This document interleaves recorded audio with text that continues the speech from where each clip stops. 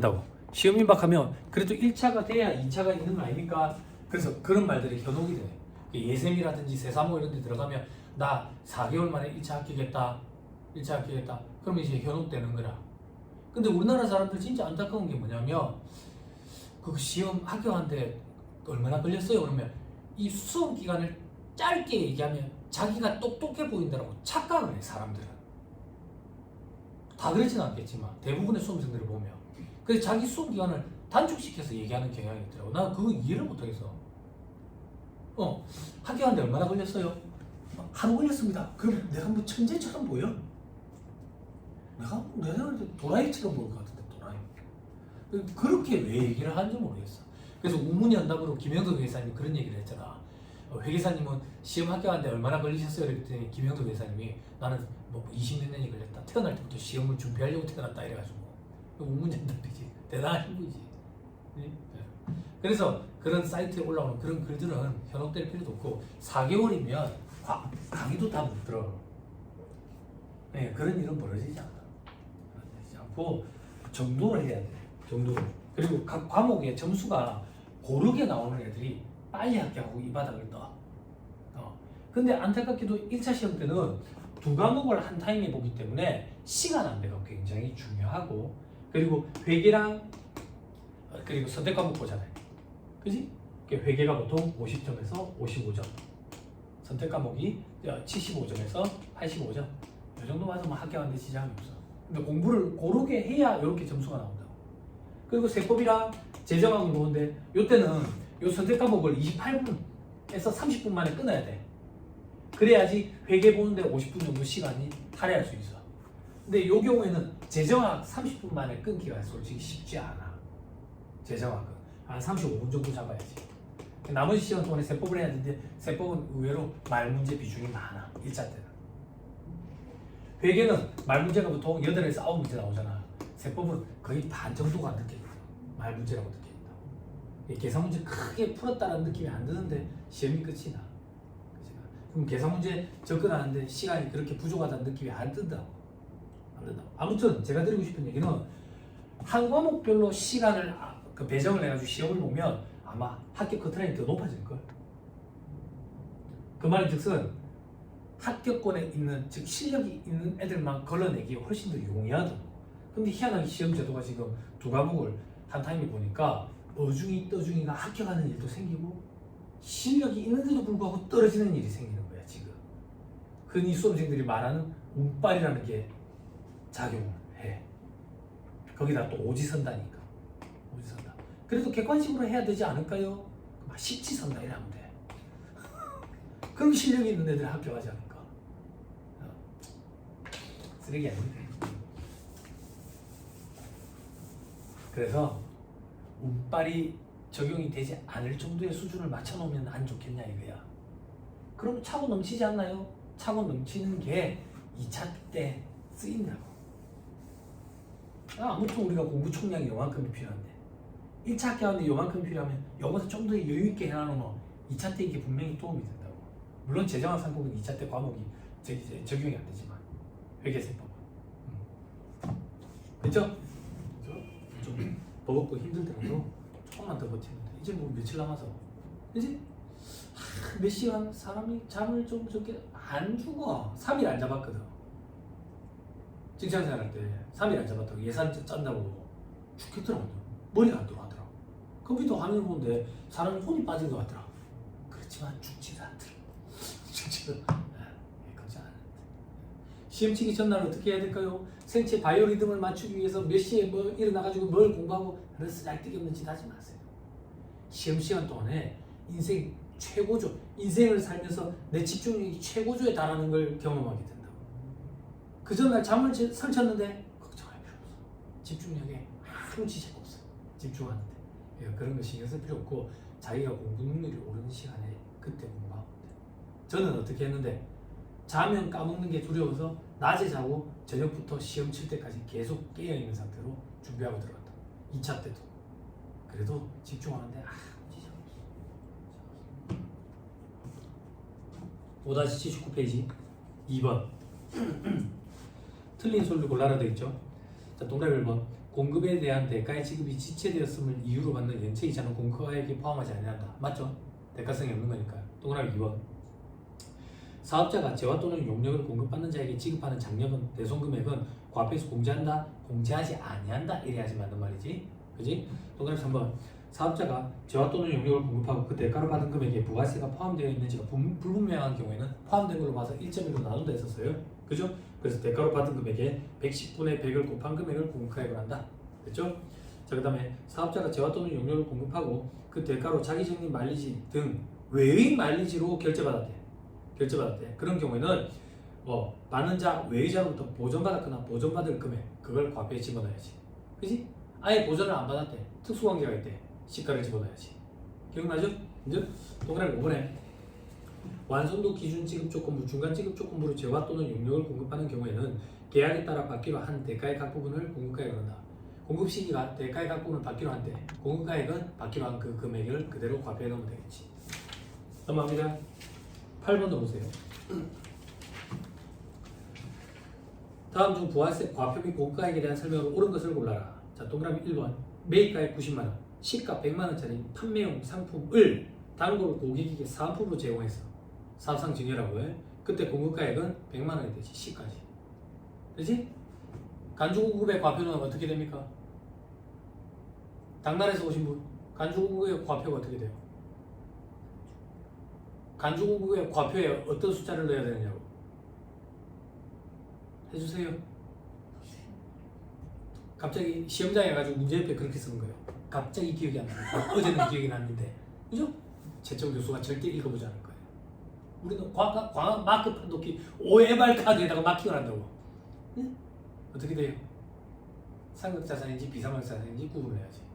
그지? 비삼각자산 시가, 삼각자산 간주시가라고 표현하는 거. 간주시가 어떻게 계산해요? 취득가액 곱하기 1 마이너스 단가율 경과된 과세의 한수. 그지? 자, 그 다음 동그라미 2번. 재화를 판매하고 기업액의 기준에 따라 다음과 같이 처리했대. 그때 공급가액은 90만원이다. 자, 매출 채권 100만원. 장기내 현장식 평가했네. 그지? 부가세법은 명목가액 평가지. 100만원이 과표에 들어가야지. 됐죠? 됐죠? 이때 장기, 단기 이런 거 구분하고 있으면 안 돼. 그거는 법인세법이라고 해. 그죠? 기억나요? 그럼 해볼까? 법인세법에서 현장식 평가에 대해서 법인세법의 입장은 어떻게 돼? 법인세법의 입장은 현재가치 평가 인정 안 해주지. 명목가액 평가가 원칙이에요. 다만 기업의 기준을 수용을 해서 현재가치 평가를 하면 인정해주는 경우가 있지. 어떻게? 거래를 4가지로 구분하지. 4가지로 구분을 해서 장기 할부 매매 그리고 채권의 재조정은 현재가치 평가하면 인정이 되지. 채무의 재조정, 장기금전 대차 거래는 현재가치 평가 인정이 안 되지. 됐어요? 이렇게 말로 주저리 읊을 수 있는 사람이 내공이 있는 사람이라고 얘기하는 거예요. 이 말로 주저리 읊을 수 있으면 2차 시험 때 쓸 수 있어요. 그러면 합격인 거예요. 말하고 읽고 그 다음 쓰는 거죠.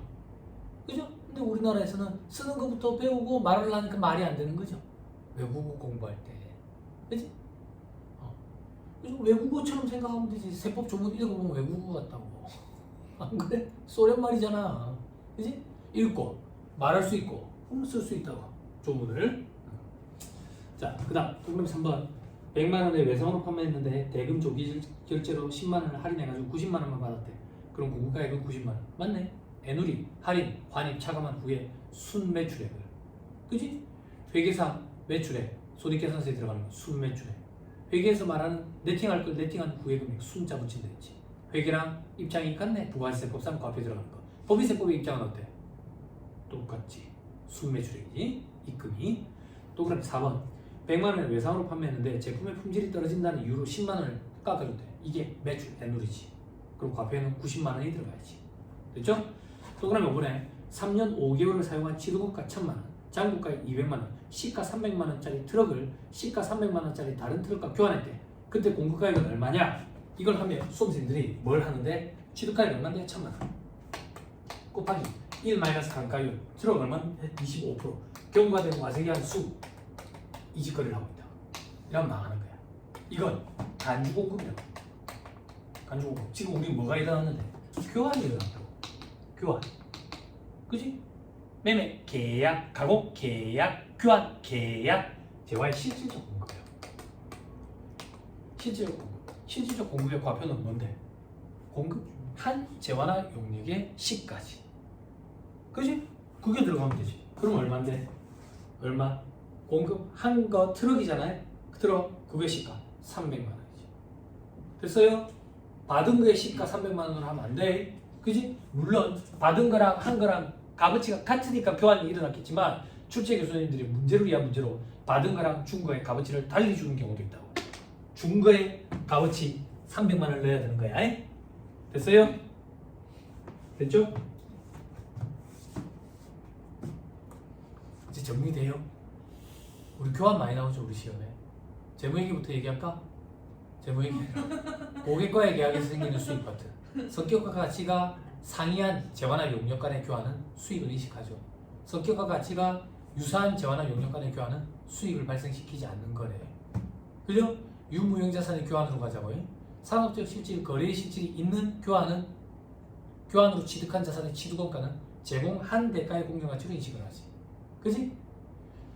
상업적 실질, 거래 실질이 없으면 제공한 대가의 장부가액으로 인식하지. 그지? 됐죠? 그죠? 그 다음에 이제 부가세법의 교환이죠. 부가세법의 교환은 이거부터 해야 되죠. 재화의 공급이 맞냐? 그지? 재화의 공급이 맞다고요. 소비대차 거래인 경우에도 재화의 공급이 맞다고 가깝다. 됐지? 그때 과표에 들어가는 금액은 공급한 재화나 용역의 시가. 됐죠? 됐죠? 그걸 모르면 받은 거의 시가. 그것도 모르면 법인세법상 부당이익 계산 부인 계산 대상이 되는 시가에 준용하는 금액. 됐죠? 됐죠? 그 다음 법인세법의 교환으로 가자. 법인세법에서 교환은 받은 거의 시가. 그지? 정확한 처분 손익을 계산하기 위해서. 그죠? 소득세법은 받은 거의 시가. 됐죠? 정리 다 해줬어요. 여러 번 해줬어요. 행님은 여러 번 해줬어요. 그죠? 기억이 나야 돼요. 세뇌 교육은 표방이에요. 머리에 새겨줍니다. 그럼 돌머리도 새겨줘요. 근데 무리를 하더라. 머리가 무리를 하더라. 그러면 이제 답이 없는 거야. 안 새겨지니까. 응? 자, 그 다음 동그라미 다 했네. 11번으로 갑니다. 대손세액 공제에 대한 설명으로 옳은 것을 물어봤죠. 동그라미 1번. 수표 또는 어음의 부도 발생일로부터 6개월 이상 경과한 경우에는 사업자가 채무자 재산에 대해서 저당권 설정하고 있으면 대손세액 공제 못 받는다고. 그죠? 요게 법인세법상 결산주정 사유에 해당하죠. 그죠? 대손 사유 중에. 그죠? 저당권 설정하고 있으면 안 된다. 저당권 실행해가지고 일단 받을 수 있는 만큼 받아보고 그래도 못 받으면 그때 가서 보자 그 얘기라고. 동그라미 2번.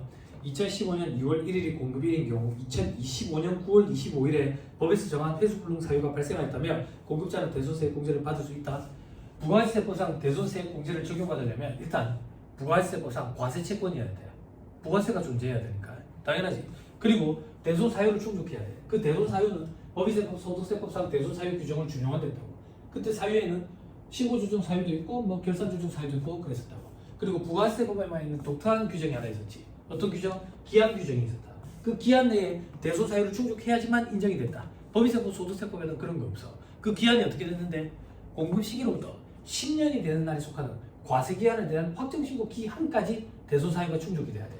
그럼 요걸 가지고 하면 2015년 2월 1일이 공급이니까 2025년 7월 25일까지 대손이 확정이 돼야지만 대손세액 공제받을 수 있는데 지나버리네.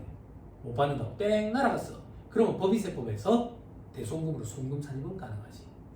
그러면 법인세법에서 송금 산입이 되면 송금으로 산입된 금액에 대한 9, 19, 21, 24%만큼만 세액으로 줄어드는 효과가 있지. 그래서 부가세법상 대손세액 공제를 받는 게 훨씬 더 세부담 최소화 과정에서는 부가세법상 대손세액 공제를 받는 게 훨씬 더 적합하지. 그죠? 그거까지 물어보면 2차 문제가 되는 거야. 별거 없다고. 별거 없다고. 조금 더 궁금해서 더 물어보는 거야. 관심이 있으니까. 자, 그 다음 어디까지 했죠? 우리 몇 번 보고 있었지? 자, 동그라미 3번. 대손세액 공제는 과세사업자와 면세사업자는 세금이 없는데 부가세가 없는데 무슨 대손세액 공제야. 동그라미 4번. 공급받은 자가 대손세액 상당액을 차감해서 신고하지 않아서 공급받은 사업자의 과세무서장이 이를 경정한대. 알 수가 없잖아. 공급하는 자가 대손세액 공제 받았는지 여부를. 그럴 때는 공급받는 자 관할세무서장이 이걸 바로 잡아주지. 바로 잡아주고 가산세는 안 매긴다 했지. 그지?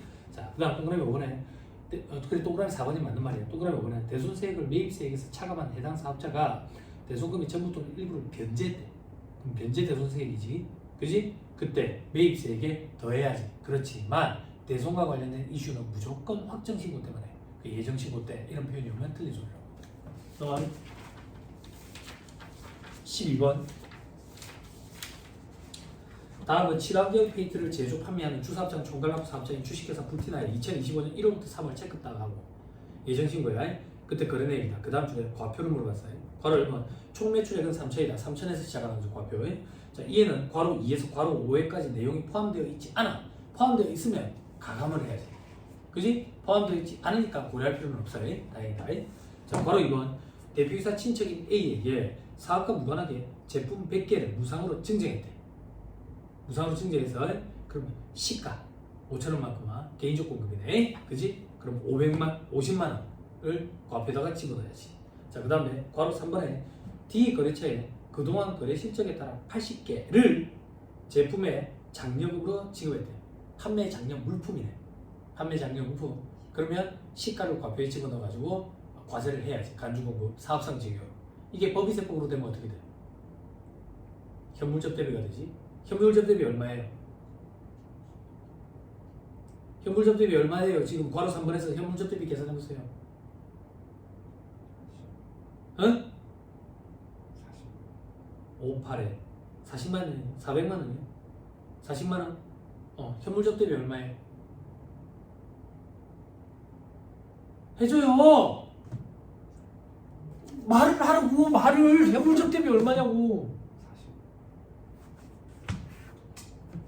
자, 현물적 대비 어떻게 계산합니까? 둘 중에 큰 거죠? 그죠? 시가와 장부가의 둘 중에 큰 거. 거기에 뭘 더해야 돼요? 부가세 더해야죠. 부가세 포함해서 매입세액 더해야지. 맞아, 이제 매출세액. 이 매출세액이 뭔데? 간주공급으로 인한 부가세. 간주공급으로 인한 부가세 어떻게 계산하는데? 시가의 10% 비상각 자산이니까. 지금 얼만데? 40만. 그럼 4만 원이네. 그지? 시가와 장부가 둘 중에 큰 거 뭔데? 40만 원. 그지? 44만 원이 법인세 보상 적대비 해당이네. 그지? 그죠? 한도 초과 여부 시분 계산 대상이 44만 원이에요. 할 수 있어야 돼요. 할 수 있어야 돼. 됐죠? 자, 그 다음 동그라미 괄호 4번 업무와 관련해서 사용하던 비품을 75만 원에 매각했대. 75만 원이 과표준 거야. 괄호 5번에 제품 500개를 판매를 위해서 직매장에 반출해서 판매국적 타사업장 반출이야. 서영에서 발급 안 했다네. 근데 아까 문제 보니까 얘들 주사업장 총괄납부야. 그럼 공급이 아니네. 자, 괄호 6번은 끝났고 넘어갑니다. 17번으로 보세요. 공기정학이 임대 및 판매 사업을 영위하는 주식회사 M의 1기 예정신고 기간 자료이다. 1기 예정신고 때 과표는 어떻게 되냐? 1기 예정신고라는 얘기는 1월부터 3월까지 해.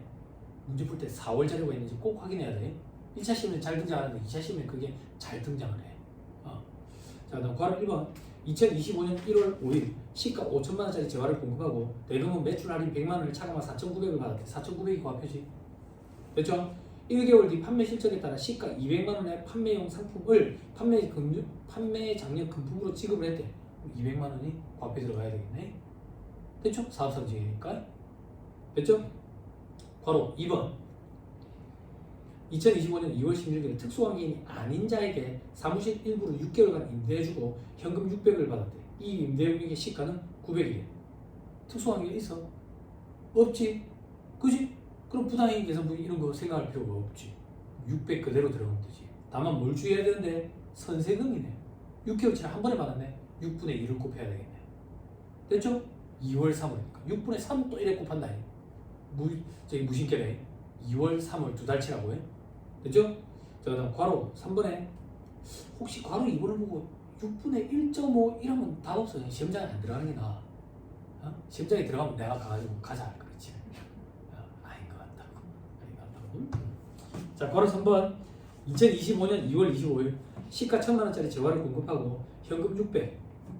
과거에 주식회사 M이 적립해준 마일리지 100만원 및 Y통신사 마일리지 300만원을 받았대. 그죠? 회사는 이 거래에 대해서 Y통신사로부터 현금 200만원을 1개월 후에 보전받았네.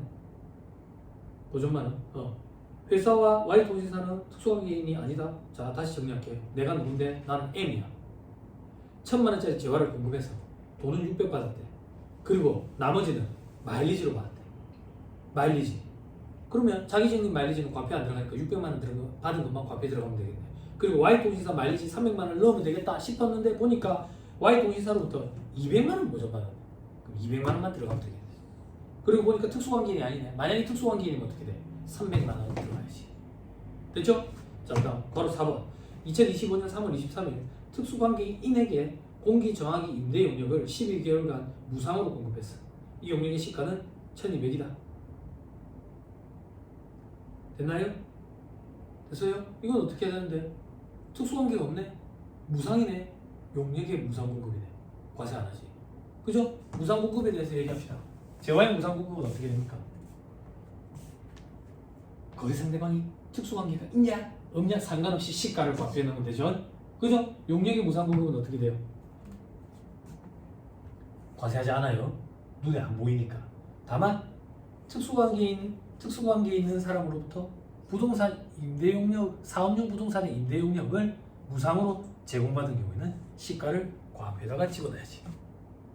됐죠? 부동산 임대 용역이야. 특수관계 있어야 되고, 요거는 부동산 임대 용역이 아니야. 됐죠? 그러니까 과표에 들어갈 게 없다고.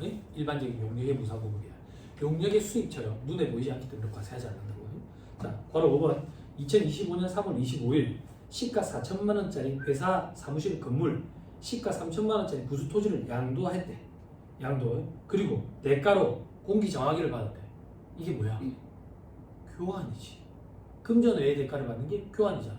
교환은 재화의 공급이 맞아. 그럼 과표에 얼마를 넣을 거냐고. 중거의 시가지. 중개 얼만데? 4천. 3천은 면세잖아. 토지의 공급은 면세. 됐죠? 부동산의 공급, 부동산 임대 얘기해 주세요. 부동산의 공급은 과면세 여부 어떻게 구분해요? 저 자식 미치겠네. 문제만 풀 줄 알았는데 자꾸만 이게 시험 문제에 나와. 시험 문제 나온다고. 그래서 애들이 제가 이게 어떻게 돼요? 라고 얘기하는 것만 녹음해가지고 돈을 받고 거래를 하더라고. 그 돈은 내가 받아야 되는 돈인데. 부동산의 공급, 부동산 임대, 과면세 여부 어떻게 구분해요?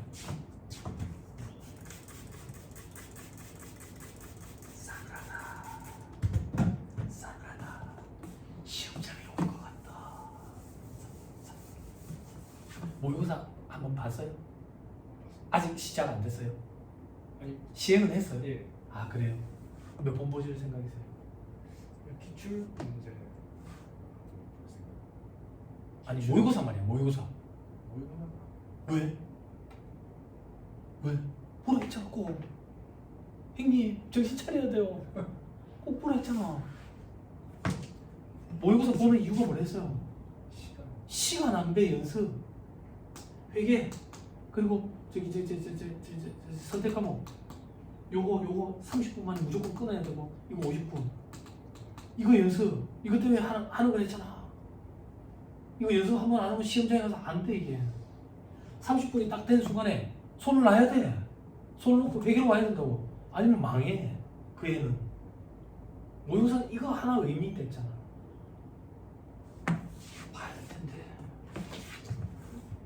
인터넷으로 구입하면 얼마 안 하잖아. 한 3,000원 하는 거. 4,000달러. 그래가지고 되게 시끄러운 데 가서 혼자 꾸고 있다고. 시끄러운 데 가서. 시험장은 엄청 시끄럽거든. 어중이 다 모여있어. 1차 때는 어중이 다 모여있는데 2차 때는 소름 돋도록 조용해. 다 신역자들만 모여서 아무도 없었거든. 완전 소름 쫙. 1차 때는 삐 다라라라라 다 실력 없는. 계산기 두드리고 있으면 다 온다. 말 문제부터 풀어야지. 실력 없는 애들 꼴찌지. 근데 1분 채 지나지도 않아가지고 주변 소리가 안 들려. 그 정도로 집중하게 돼. 예, 걱정 안 해도 돼. 전날 잠을 못 잤는데요. 걱정 안 해도 돼. 부동산 공급 임대 빨리 얘기해 주세요.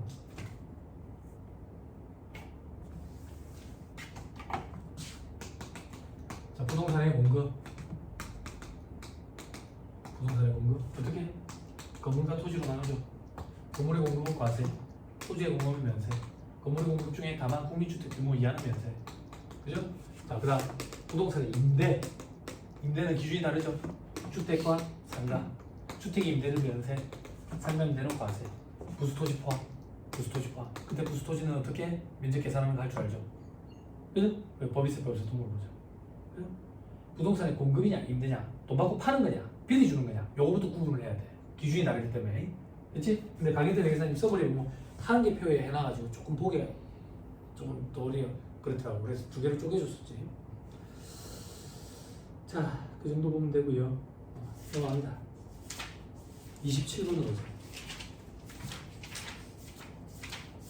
27번. 다음은 기계장비 제조업을 영위하고 있는 일반 과세자인 주식회사 A의 2025년 2기 과세기한 최종 3개월 체크타고 10월부터 12월입니다. 이때 그 다음 줄에 과표를 물어봤어요. 자, 거래론 주식회사 A의 2025년 2기 과세기한 최종 3개월의 매출액은 2억 3,200이다. 요걸로 시작하는 거예요. 2억 3,200. 이 금액에는 매출 할인액 500이 차감되고, 잘했네. 매출 에누리와 환입액 700이 차감이 안 됐대. 빼야지. 그럼 500. 700 빼야지. 교통에너지 환경세, 교육세, 농특세 포함이 안 됐대. 포함시켜야지.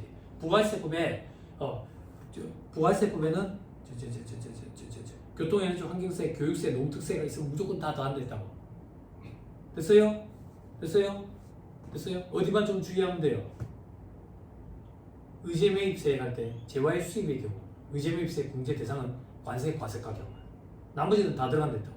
나머지 다 들어간다? 그게 무슨 말인데? 재화의 수입의 경우에는 세관장의 과표를 계산해야지. 세관장의 과표가 어떻게 되지? 관세 과세 가격, 관세, 개별 소비세, 출세, 교통에너지 환경세, 교육세, 농특세. 그걸 우리는 간접세와 그 부가세 이렇게 표현한다고. 그래서 부가세법에서 간접세와 그 부가세가 등장하면 무조건 다 더하면 돼. 다 더하면 되는데 유일하게 재화의 수입의 경우 의제매입세 공제를 받을 때 대상이 되는 금액은 관세의 과세 가격만. 그렇게 기억하면 된다. 그 다음 자, 밑에 괄호 2번 주식회사 A는 2025년 2기 예정신고 기간 7월부터 9월까지 매출액 2천만 원이 예정신고 때 누락됐 때 확정신고 때 포함하고자 한대. 포함시키면 되지. 그럼 뭐 어쩌요? 그지? 자, 괄호 3번 다음에 거래는 위 거래 괄호 1의 매출액에 포함이 안 된 거래. 별도야. 요렇게 말장난 같지만 수험생들이 긴장하면 이런 게 잘 안 되는 거야. 포함이 돼 있다. 별도다. 이런 것들 좀 주의해야 돼. 자, 그 다음 괄호 가에 주식회사 A는 10월 4일 지자체에 제품을 1,700만 원에 공급했다. 그지? 자, 그러면 1,700이 이제 과표에 들어갈 금액이지. 시가보다 저가인데요? 그대로 인정되지. 특수관계가 없으면. 그지? 법인세법은 어땠어? 특수관계가 있으면 부당이익 계산 부인. 특수관계가 없으면 의제기부금 문제가 생기지. 의제기부금 시가와 정상가액을 비교하죠. 그죠? 시가와 정상가액을 비교하면 무조건 30%를 했잖아. 뭐랑 뭐를 비교해야 돼? 정상가액과 거래가액을 비교하는 거지. 그때 정상가액은 시가액 플러스 마이너스 30%. 그죠? 괴롭다. 괴롭다. 제 자식 무슨 소리 하는지 하나도 모르겠어. 괴롭다. 근데 들은 기억은 난다. 그지? 왜 이 현상이 벌어지는데 정리가 안 돼 있어서 그렇거든. 그지? 그럼 시험 이제 임박했는데 어떻게 정리해야 되나요? 공부를 한 게 기억이 나면 일단 천만다행이다. 생판 처음 듣는 것 같다 이러면 답이 없지. 그러니까 어떻게 정리해야 된대요? 목차를 자꾸 보면서 공부하랬다. 내가 어디 하고 있는지. 양이 많아. 시험 문제 탁 접했을 때 부가가치세법 문제인데 소득세가 막 떠오르고 있다. 법인세가 떠오르고 있다. 정리가 안 돼서 그렇다. 요즘에는 출제 교수님들이 친절해가지고 부가가치세법 이렇게 달아준다. 문제. 근데 예전에는 그런 것도 안 달아줬다. 멘탈 나가는 거지. 우리가 해야 될 공부 양이 많기 때문에 자꾸 목차로 했다. 우리가 지금 어디 하고 있는지 자꾸 느껴야 된다. 그래야지 체계라는 게 잡히고 적재적소에 뽑아낼 수 있다. 아니면 산재에 있어가지고 못 뽑아낸다. 긴장한 상태에서. 그런 거 우리는 안타깝지만 실력이라 얘기한다. 됐죠? 됐죠? 아직 시간 많다. 사회독이나 할 수 있다. 사회독이나 걱정 안 해도 된다. 2차 수험생들 시험 끝나고 나서 야 시간 이렇게 주어지면 10회 정도 할 것 같은데요?란다. 2차 수험생들. 수험생들이 하는 얘기 중에 제일 안타깝고 어리석어 보이는 말이 이런 얘기다. 시험 끝나고 나면 하루만 더 있었어. 하루만 더 있었어. 저 옆에서 한 이틀만 더 있었어. 그럼 내가 옆에서 뭐라 하지 않아? 1년만 더 있었어. 말 같지도 않은 소리. 후회될 행동을 하지 말자. 응? 후회될 행동을 하지 말자. 지금부터는 의지가 아니라 체력과의 싸움이야. 체력. 몸이 안 받쳐주면 밤샘도 못해. 밤샘도 못해. 그럼 어떻게? 자꾸 좋은 거 먹고. 이 학생들 봐봐. 학생들 뭐 하식스 이런 거 달고 산다. 응? 몸에 안 좋겠지. 응? 근데 어쩌겠어. 응? 커피 먹으면 잠이 잘 안 오고 그래요? 잠 잘 오죠? 예. 그죠? 소름 돋는 얘기 해줄까요? 며칠 전에 의사 선생님이 한 얘기예요. 의사 선생님이. 커피는 각성 효과가 있어요. 카페인 때문에. 커피를 먹었는데도 잠이 잘 오는 사람은 그 정도로 몸이 피곤한 거예요. 그 정도로 몸이 피곤한 거예요. 커피를 먹었는데도 잠이 잘 오는 정도로. 근데 저기서 우리가 하고자 하는 게 있으니까 조금만 더 버텨야 된다고. 그럼 어떻게 버텨야 되는데 잠을 보충을 못 하는데 먹는 걸로 버텨야 된다니까. 좋은 거 자꾸 먹어야 된다니까. 공부할 때 금전적으로 좀 어려웠다 했잖아. 그렇지만 좋은 거 자꾸 먹다니까. 삼계탕 이런 거, 반계탕 이런 거 마트에서 막 떠들어 세일하는 거 이런 거 막 몽탕 사다가 끼일 때마다 계속 먹었다고. 집에 할아버지랑 같이 사니까 친척 어르신들 놀러 올 때마다 막 홍삼 이런 거 있으면 내가 그 숟가락 막 퍼먹고 그랬어. 죽을까? 버텨야 돼, 먹고. 그렇죠? 다이어트가 어딨어. 2차 시험 입학하면 인생 최저 몸무게 찍게 된다고. 그것과 동시에 합격. 합격. 일석이조지. 최고의 성형은 다이어트라며. 다이어트도 성공하고 합격도 하고. 얼굴은 시커매지는데 합격한 그 다음날 되면 얼굴 다시 하얗게. 걱정 안 해. 자, 계속 봅니다. 자, 그 다음 나의 주식회사 A는 11월 26일 국가에 제품을 무상으로 기부했다. 나를 봐봐. 우리가 국가나 지자체에 무상으로 제공하는 거 면세라 그랬지. 면세. 유상으로 하는 거는 과세가 되지. 국가나 지자체가 우리한테 제공하는 거 무상 말고 제공하는 거 대부분 면세지. 그런데 민간업체와의 형평성을 맞추기 위해서 과세하는 것들이 있었지. 그런데 얘를 가만 보니까 적게만 이용하네. 그러면 면세해줬지. 그지? 그지? 근데 사행성이 있네. 사행성. 예를 들면 골프장이네. 이런 거는 다시 또 과세를 했었지. 그지? 방향을 잘 잡아야 돼. 이거는 우리가 국가나 지자체에 무상으로 공부하는 거야. 방향 잘 잡아야 돼. 그래서 이 여기다가 동그라미 칠해야지. 기억나죠? 자, 그 다음. 그래서 이거는 과세 안 된다고. 다해 주식회사 A는 대주주인 각 특수관계인에게 사업용 공장 건물을 10월 1일부터 3년간 임대를 했고 그 대가로 3개월치 임대료 500을 받았대. 특수관계인에게 사업용 부동산의 임대용역을 무상으로 공급했대. 그러면 과세를 안 되지. 근데 이번에는 시가보다 저가로 공급했네. 부당이익 계산 무인적으로 시가가 들어가야지. 됐죠? 이때 이 시가 500만 원을 어떻게 계산했습니까? 이 계산하는 방법은 법인세법에 있지. 법인세법에서 어떻게 계산하지? 시가. 이 시가는 뭔데요? 이걸 돈 받고 팔았을 때 시가, 매매가. 그거의 50%. 여기서 못 빼는데 임대보증금 차감하지. 여기에 정기예금 이자를 곱한 거. 요게 적정한 임대료지. 그지? 근데 부가세법에서는 이 계산한 금액이 얼마다 이런 식으로 주어져.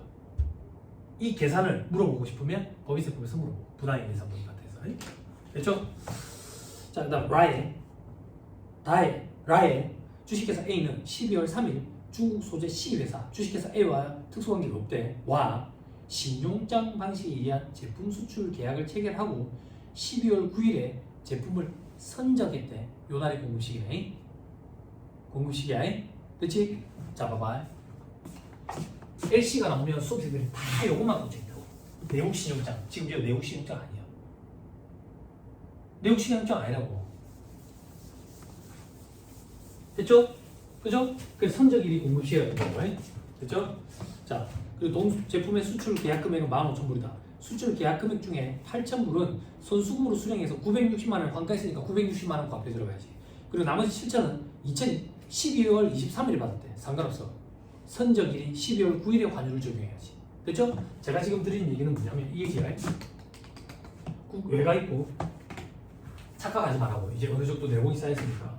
국외가 있고 국내가 있잖아. 국내에 수출업자가 있잖아. 그지?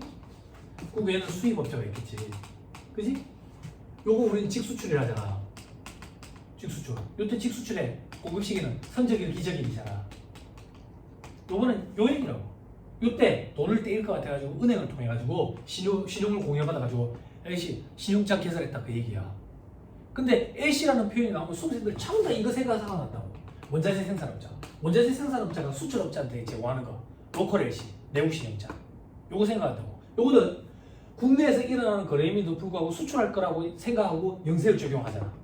근데 거래 상대방이 누군데? 국내에 있는 사람이잖아. 그러니까 세형에서 발급 의무가 있는 거야. 그리고 공급 시기는 인도 시점이 공급 시기라고. 선적일 이래 되면 안 되지. 그렇잖아. 그 요거랑 헷갈리면 안 된다고. A씨라는 표현이 나왔다고 해서 무조건 요거 떠올리면 안 돼. 됐죠? 넘어갑니다. 32번으로 보세요. 일반 거래자인 주식회사 세무는 건물, 기계, 토지를 69480 부가세 제외된 것 포함되어 있는 건 2차용이다 이렇게 생각하면 돼. 1차 시험에는 그렇게까지 등장한 적은 없어. 걱정하지 마. 2개인데 부가세가 포함된 경우는 있었는데 3개인데 부가세가 포함된 경우는 2차 때만 등장했으니까 너무 걱정하지 마. 어렵진 않는데 복잡해. 자, 일괄 양도했어요. 실질 거래가액 불분명해. 그럼 뭘 가지고 해야 돼? 감정가액 가지고 해야지. 그지? 감정가액 그 다음 줄 끝에 불분명하네. 그럼 그 뭐 가지고 해야 돼? 기준시가 가지고 해야지. 근데 기준시가가 2개밖에 없네. 그럼 뭐 가지고 해야 돼? 장부가액까지 해야지. 장부가액 또 모르면 어떻게 해야 돼? 취득가액까지 지고 해야지. 근데 장부가액은 항상 있다고.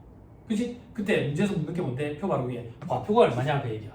건물과 기계장치의 공급은 과세, 토지의 공급은 면세. 그러니까 건물이랑 기계만 계산하면 되지. 토지는 별도. 이건 계산 안 해도 되는데 일단 보자. 그래 얼마인데? 69480 곱하기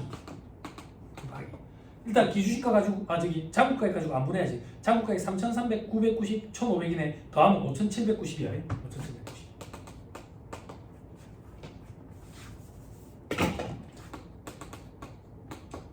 자, 5,790분에 건물은 얼마인데? 건물 3,300. 그치? 근데 건물이랑 토지가 기준시가가 있거든. 토지분도 포함시킬 거야. 얼마? 1,500. 그리고 2차 한분 들어가는 거지.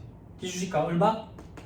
2,200과 1,400분의 2,200. 끝. 한 큐 끝. 기계장치는 요것분의 990 이렇게 하면 끝. 그렇지? 문제 하나만 물어봤네. 문제에서 건물을 과표만 물어봤네. 건물 과표. 기계장치 과표 물어보면 이렇게 하면 돼. 됐죠? 넘어갑니다. 46번으로 가. 요것만 하고 잠깐 쉽시다. 아니야, 시간이 금방금방 가지. 생각보다 많은 문제를 풀 수가 없다고. 문제만 그냥 풀고 넘어가고 그럴 것 같으면 뭐 한다고 강의를 들어. 이런저런 설명도 듣고. 스트레스 많이 받아요? 됐어. 그럼 나 오늘 돈 값어치겠네. 스트레스 뭐 안 받는 것 같은데. 받고 있어요. 됐어. 돈 값어치. 내가 여러분들한테 여기 학원에서 돈 받고 해줄 수 있는 게 스트레스예요. 그래 좀 하면 되는 거예요. 그죠? 어디가 지금 안 되고 있는지 캐치되죠? 심지어에 커피 먹고 놀 시간이 어딨어? 미치는 거야 지금. 재무회계 집도해야 된다. 원가회계 집도해야 된다. 미치는 거야. 하면 되잖아. 뭘 해야 될지 모를 때 사람이 미친다고. 뭘 해야 될지 모르면 사람이 미친다니까. 코로나 처음 터졌을 때 수험생들 시험이 갑자기 한 달 뒤로 밀렸거든. 뭘 해야 될지 몰라서 애들이 다들 미쳐졌던 것 같아요. 그래서 내가 그때 유튜브에 강의 촬영해서 올려줬어. 쉽게 내지 문제 풀이해가지고 기출 문제를. 그래서 해줬어. 그래 하다가 보니까 이제 안 하는데 직장인들이 왔다 갔다 차 안에서 듣는데 그래서 여기서 녹음을 하는 거야. 녹음할 것 같으면 그만 이래가지고 올려줄 테니까 보라고. 학원에 요청했는데 이게 돈이 몇 억이 든대. 학원에서 이게 세팅해 하려고. 뭐 한다고 그래 돈을 들여야 하겠어. 그리고 나머지 대학 강의 이런 거는 대학에 요즘 외국인들이 많거든. 외국인들이. 베트남 사람들이 많아요. 애들이. 걔들은 제가 강의할 때 녹음하고 있거든. 그래서 그만 대학에서 강의하는 것도 찍어서 올려주는 거예요. 그러면 애들이 2번, 3번 듣고 이제 시험 준비하고 이래 하니까. 그래서 하는 건데 그래서 그걸 해서 그런지 안 오네. 안 와, 문제는. 애초부터 돈도 안 내고 뭐 걱정할 것도 없는데 돈을 내놔놓고 안 오네.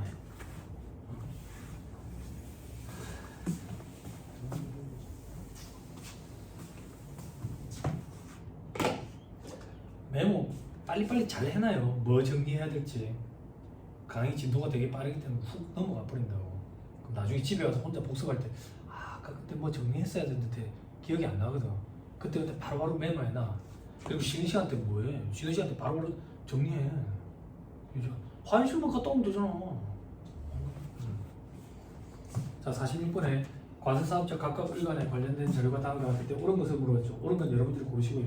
갑은 2024년 2월 1일 부가가치세가 과세되는 재화를 을에게 공급하고 약속은 5,500원. 자, 갑. 을 공급하는 거야. 공급하고 5,500이야. 5,500. 요거에 대해서 2월 1일 2024년 2월 1일 공급이 일어나.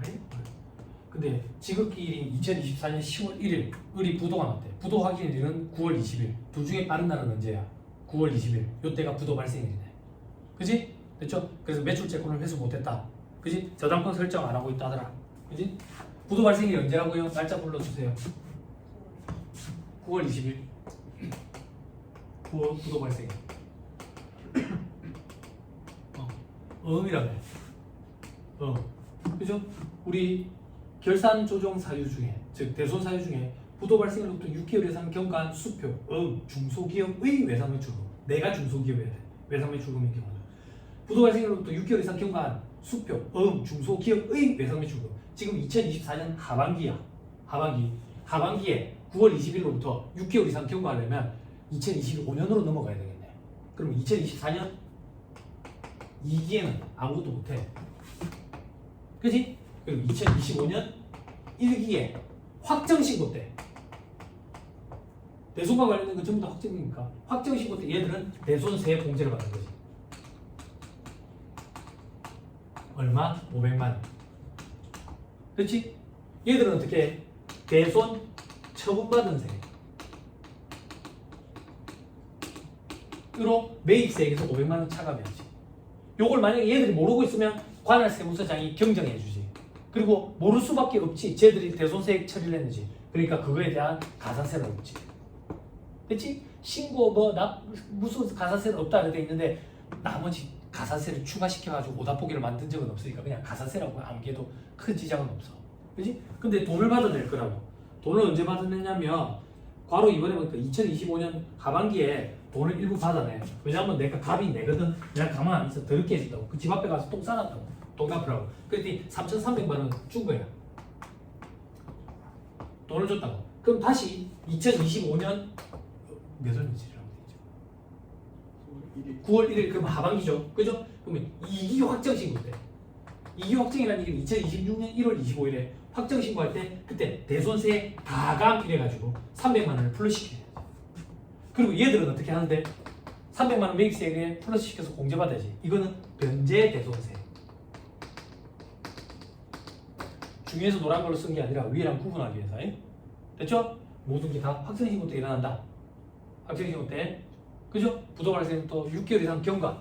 부도 발생 또 6개월 이상 경과라는 얘기는 다음 날부터 기산이 되니까 9월 21일부터 기산이 되고 10월, 11월, 12월, 1월, 2월, 3월 21일이 6개월이 되는 날이고 6개월 이상 경과한 날은 3월 21일부터가 6개월 이상 경과한 날이야. 됐지? 됐지? 그래서 뭘 주의해야 됐지? 6월 30일이 부도 발생일이야. 부도 발생일. 그러면 기산은 7월 1일부터 이루어지고 12월 31일은 6개월이 되는 날 6개월 이상 경과한 날은 다음 연도 1월 1일이니까 올해 하반기 때 대손세 공제를 받으면 안 돼. 부도 발생이 6월 30일에 일어나요. 됐어요? 됐어요? 됐어요? 울지 말고. 네, 울지 말고. 괜찮아. 괜찮아. 시험장에 울면서 푸는 애들 많아. 괜찮아. 왜 울면서 풀 것 같아? 내가 지금 풀고 있는 게 엉터리라는 걸 알고 있거든. 어떤 경우에 그런 경우가 발생하는데 ABC가 나왔어 만약에. ABC 활동별 배부율 계산해야 돼. 배부율이 소수점 끝없이 나와. 근데 다시 또 들었는데 또 그래. 그럼 요걸 가지고 풀어 그냥. 엉터리인 걸 알면서 눈물도 막 흘리면서 풀지. 2차 때. 그러면 쉬는 시간 되면 앞에 애가 뭐라 하지? 울지 말라고. 내 인생 책임질 거라고. 신경 쓰인다고. 조용히 하라고. 그러면 이제 그 다음 시간부터 저기 무음을 울지. 무음을 좀. 근데 그것도 아주 큰 경험이 될 거예요. 됐죠? 잠깐 쉬었다가 이제 매입 세액으로 가고 잠깐 쉬었다 합시다.